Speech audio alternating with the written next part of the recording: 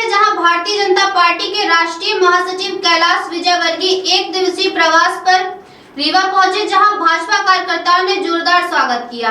सिमरिया के युवा नेता संजय द्विवेदी के नेतृत्व में भारी संख्या में कार्यकर्ताओं ने गर्मजोशी से स्वागत किया। रीवा पहुंचे कैलाश विजयवर्गीय ने पत्रकारों से मुखातिब होते हुए कहा कि विंध्य की सभी सीटें भाजपा जीतेगी। इतना ही नहीं, इस वर्ष इस चुनाव में भाजपा 25% नए चेहरों को मौका देने जा रही है।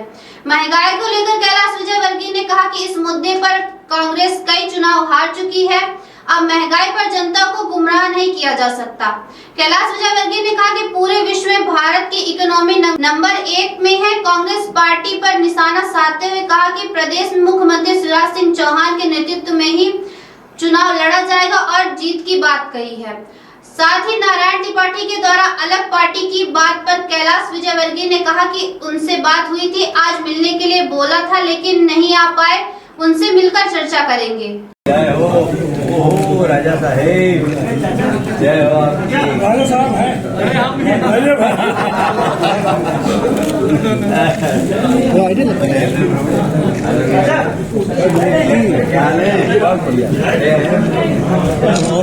देखिए लिए हमारे लिए सारा देश महत्वपूर्ण है, सारा प्रदेश महत्वपूर्ण है और चुनाव की दृष्टि से यदि हम देखें तो विंध्य ने तो पिछली बार बहुत हमारी मदद भी की है और अभी भी विंध्य के अंदर जो माहौल है वहाँ भारतीय जनता पार्टी 100% पूरे विंध्य से जीतेगी। कितने नेता नाराज चल रहे हैं जिन्हें आप बनाने के लिए?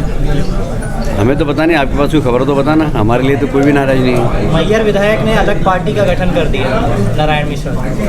मैंने भी अखबारों में पढ़ा, मेरी उनसे बात नहीं हुई। क्या लगता है वो शुरू से किसी के नहीं हो पा रहे हैं? पहले समाजवादी पार्टी में थे, इसके बाद कांग्रेस में आए, फिर भाजपा में आए, भाजपा से भी नाराज चल रहे हैं। देखेंगे, चर्चा करने के बाद ही कुछ बात कर पाएंगे, क्योंकि मैं कल सतना में था और उन्होंने कहा था कि मैं रात को आऊँगा, पर बाद में खबर आई कि वो नहीं आ पा रहा है, इसलिए अभी मेरी कोई चर्चा नहीं है उनसे। हम चर्चा करेंगे उनसे। सर, भारतीय जनता पार्टी के आप एक बड़े सैनिक के रूप में जाने जाते हैं, ये आप अभी चर्चाओं में इसलिए कि कुछ महिलाएं आपके ऊपर आरोप लगा रही हैं कि उनके ऊपर आपने आपत्तिजनक बयान। देखिए, ये इंदौर से संबंधित विषय था, इसलिए रीवा में इसका कोई जवाब नहीं दूँगा। कांग्रेस ने माफी मांगने के लिए कहा है आपसे, गिरफ्तारी होकर के आप माफी मांगे महिलाओं से? उनका काम ही यही है, जनता ने उनको इसी लायक छोड़ा है। तो आप माफी नहीं मांगे?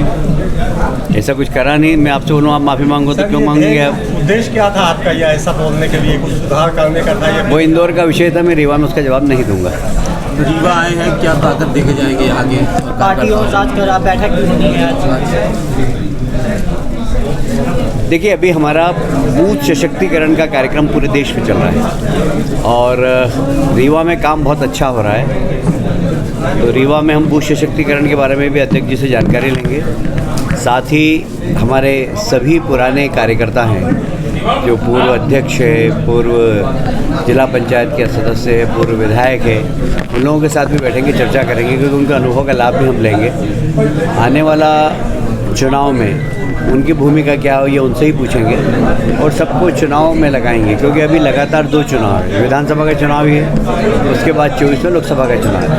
हमें विधानसभा में तो सरकार बनानी ही है, पर केंद्र में भी एक बार फिर से मोदी जी का नेतृत्व में भारतीय जनता पार्टी की सरकार बने, इसका हम प्रयास करें। वीर सावरकर जी के पोते ने राहुल गांधी जी के खिलाफ थाने में शिकायत की है, बार बार उनके द्वारा वीर सावरकर जी को लेकर बयानबाजी की जा रही है।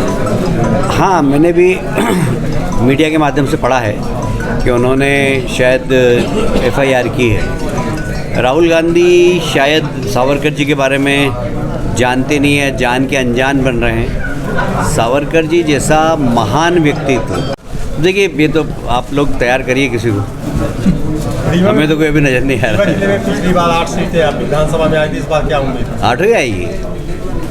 कोई नए चेहरे होंगे या फिर वही चेहरों पर आप लोग फिर एक बार? अब इसके बारे में तो हम कोई टिप्पणी अभी नहीं कर पाएंगे, पर हमारा प्रयास होता है कि हर बार 20-25% चेहरे नए दें। अब कहाँ से दें ये बात अलग है, रीवा से देना या कहाँ से देना, पर कोशिश होती है हमारी कि नए लोगों को भी मौका दें। पार्टी पर आरोप लगते हैं कि महिलाओं को प्राथमिकता नहीं दी जाती, क्या इस बार महिलाओं? कौन आरोप लगाता है यार? आप ही लगा रहे हो। मुख्यमंत्री का चेहरा कौन होगा? शिवराज जी के नेतृत्व में चुनाव होगा। बढ़ती महंगाई को लेकर के इस बार विपक्ष चुनावी मैदान पे आएगा। देखिए, इस विषय पे विपक्ष चुनाव एक नहीं कई चुनाव हारा है। और इसलिए अब ये विषय जनता आप समझने लगी है, आप जनता को गुमराह नहीं कर सकते। कोविड की महामारी के बाद सारे विश्व के अंदर मंदी है और महामारी है, महंगाई बढ़ी है, पर उसके बावजूद भारत ने अपनी अर्थव्यवस्था को बहुत मजबूत किया है। एशिया में नंबर 1 नहीं, देश के अंदर, दुनिया के अंदर भारत की इकोनॉमी सर्वश्रेष्ठ इकोनॉमी है। और ये हम नहीं कह रहे हैं, ये मूडी जो कि अनुमान लगाते हैं, अंतर्राष्ट्रीय संस्था है, IMF, उन्होंने भी अपने पूरे विश्व के अर्थव्यवस्था को लेकर भारत की अर्थव्यवस्था की तारीफ़ की है और उन्होंने कहा है कि अभी विश्व मंदी के दौरान भी भारत उससे बहुत कम प्रभावित होगा। ये हमारे लिए बहुत गर्व की बात है कि सारे विश्व में आर्थिक व्यवस्था की मंदी के बावजूद भारत मजबूती के साथ मोदी जी के नेतृत्व में खड़ा है। 24 को मोदी जी रीवा आ रहे हैं जी 24 अप्रैल को 24 मोदी जी आ रहे हैं, रीवा आ रहे हैं। हाँ, 24 को उनका कार्यक्रम है। ठीक है भाई। Thank you.